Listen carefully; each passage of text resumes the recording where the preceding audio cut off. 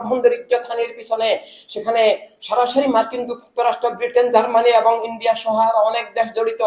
এই খুনি সরকার, এই আমেরিকান খুনি সরকার, যারা তালেবানদের আফগানিস্তানে প্রতিষ্ঠিত করে ইসলামকে ধ্বংস করছে, এভাবে মানবতার শত্রু, গণতন্ত্রের শত্রু এই মার্কিন সরকার, মার্কিন যে অক্ষশক্তি, তাদের কাছে দেশ বিকিয়ে দিচ্ছে, সেন্ট মার্টিন দিয়ে দিচ্ছে।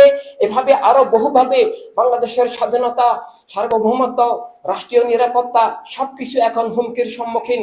আজকে 5ই আগস্ট আমাদের আশা ছিল রাষ্ট্র আবার গণতান্ত্রিক ধারায় ফিরে আসবে, সব মানুষের, মুসলিম অমুসলিম নির্বিশেষে প্রতিটি নাগরিকের নিরাপত্তা, অধিকার, স্বাধীনতা ফিরে আসবে। আবার লুটপাট হবে না, দুর্নীতি হবে না, স্বৈরতা হবে না, দেশ থেকে টাকা পাচার হবে না, আমাদের গণতান্ত্রিক অধিকার স্বাধীনতা ফিরে আসবে। আবার ফেয়ার নির্বাচন হবে, রাষ্ট্র এক গোষ্ঠীর হবে না, জালিয়াতের নির্বাচন, ভোট হবে না। কিন্তু আমরা যেটা দেখতে পাচ্ছি যে আগামী নির্বাচনও জালিয়াতির হবে।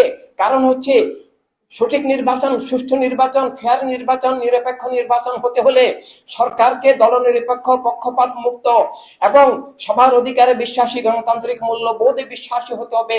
নির্বাচন কমিশনকেও দলনিরপেক্ষ এবং পক্ষপাত মুক্ত হতে হবে। সেনাবাহিনী, পুলিশ প্রশাসনকেও দলনিরপেক্ষ, পক্ষপাত মুক্ত হতে হবে। আমরা দেখতে পাচ্ছি বর্তমান অন্তর্বর্তী সরকার আমাদের জনগণের ত্যাগ, আশা, আকাঙ্ক্ষা, আন্দোলন সবকিছুই অতীতের মতো ধ্বংস করে দিয়েছেন, প্রতারণা করেছেন, ধোঁকা দিয়েছেন, রাষ্ট্রকে জবরদখল করেছেন। তারা ধর্ম ধ্বংসাত্মক, রাষ্ট্র ধ্বংসাত্মক, জীবন ধ্বংসাত্মক, অধিকার স্বাধীনতা হরণকারী, গণতন্ত্র হত্যাকারী। তারা প্রতারণা করেছেন।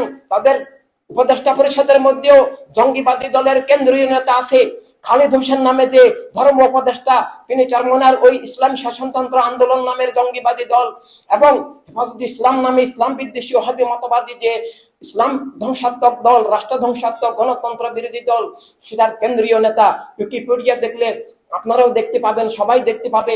এভাবে আমরা অল হিউম্যানিটি রেভলিউশন, ইনসানিয়াত বিপ্লব শুধু আমাদের দলের পক্ষে নয়, শুধু আমাদের অধিকারের পক্ষে নয়, আমরা দেশের প্রতিটি মানুষের, প্রতিটি রাজনৈতিক দলের, যারা গণতন্ত্রে বিশ্বাস করেন, যারা স্বৈরতন্ত্র বিরোধী, তাদের আমরা সবার প্রতিনিধিত্ব করি এবং তাদের সবার পক্ষ থেকে আমরা কথা বলছি যে রাষ্ট্র সবার এবং সবার যার যার বিশ্বাস মতপথ নিয়ে চলার অধিকার আছে। নির্বাচনে সবার সমান অধিকার নিয়ে জনগণের কাছে যাবার অধিকার আছে। সরকার যদি পক্ষপাত দুষ্ট হয়, সরকার যদি ক্ষমতার